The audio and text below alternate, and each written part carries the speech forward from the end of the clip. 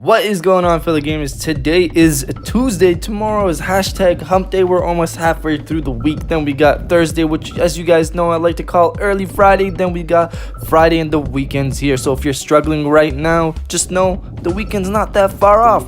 But let's move along with why you guys came here. I just want to point out that this is the 5th time I am recording this video, and that's simply because I continue to ramble on and on and on, because I can go all day talking about video games, as you guys already know. But for this one, I'll try to keep it simple as possible, and let's just move forward. So this discussion about Xbox One owners, or Xbox owners in general, they've always been defensive when it comes to exclusives. And whenever you discuss exclusives with them, they always point out the same culprits.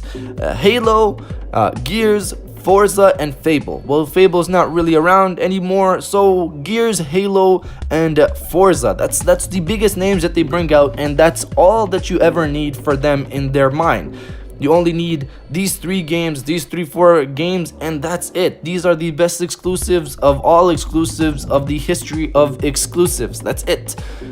That's how it seems when you discuss it with them, and when you point out consoles like the PlayStation and how they provide a gigantic variety of games for a different variety of gamers. And if you say otherwise, you're lying to yourself. And this is not a video to hate on Xbox gamers or to hate on the Xbox.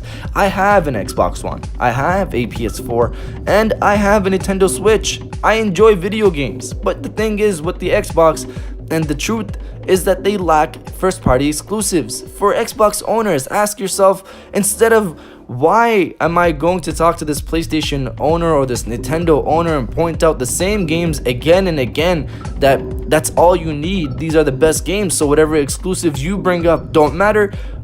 Point and push to Microsoft, they need to get more first-party IPs, they need to get more first-party studios, and need to produce more first-party games. But it doesn't seem like they're pushing towards that, especially with the recent comment by Phil Spencer in that they want more first-party Xbox games on other platforms. So it almost seems as if they're going to a service in the future. But putting that to the side, because that's all just not factual information yet, this is just all theory, so put that to the side, and we're thinking about the now and the recent future. What we need is more first-party games on the Xbox console.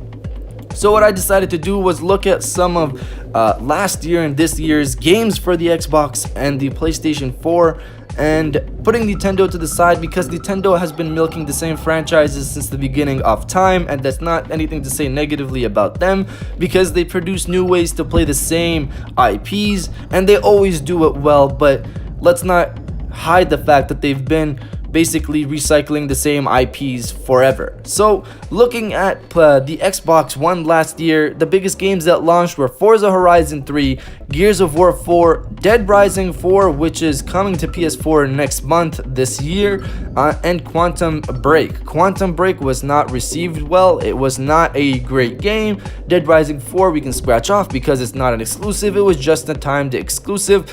So you have Gears of War 4 and Forza Horizon 3. And that's it, really. For PlayStation last year, you had Samurai Warriors 4, Empires, Ratchet & Clank, Uncharted 4, Star Ocean 5, and The Last Guardian. This provides a variety of games for different type of gamers, because essentially for the and these are also high-rated games. I'm not naming games that are crap, these are high-rated games. But for the Xbox end, I didn't want to leave Quantum Break, because what would the list be in the end? But for Xbox, Forza and Horizon, this is again the games that are part of the couple of games that Xbox owners mention each time. So why not change it? For an Xbox owner, would you not want more than just the same couple of games being reproduced all the time? Ask yourself that question. That's simple as that.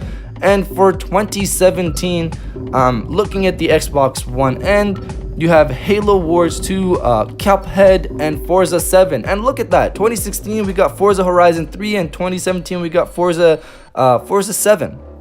it's clear that they focus on a couple of main franchises. So for the PlayStation, and what we got for PlayStation 4 this year included Gravity Rush 2, Kingdom Hearts HD, but that's a remaster, so we'll put that to the side. Yakuza 0, Neo, Horizon Zero Dawn, which is one of the best games of the year, Nier Automata, MLB 17, which is a long-standing franchise, so we'll put that to the side. Drawn to Death, which is an indie game but produced by the creator of God of War, so that's a big game with me because I really put a bunch of time in Drawn to Death as well, but again, we'll classify that as an indie, so we'll put that to the side.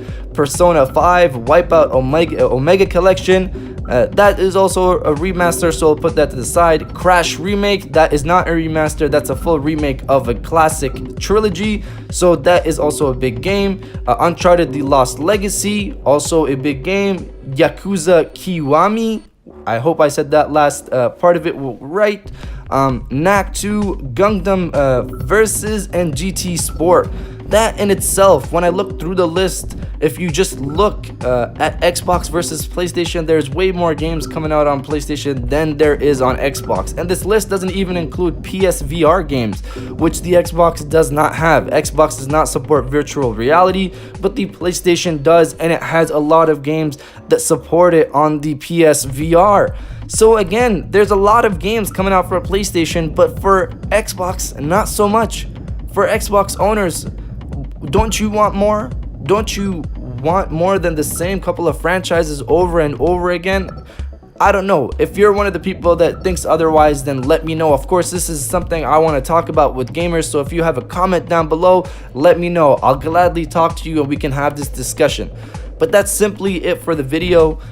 For Xbox owners, don't be so defensive. Try to basically talk to Microsoft or make a push to Microsoft to produce more games for you guys, more first-party games, unless their focus again is service down the line. But again, that's also just theory. That's it for the video, really. If you guys did enjoy it, hit that like button, it really supports the page, and subscribe if you're new. I'll check you out on the next one.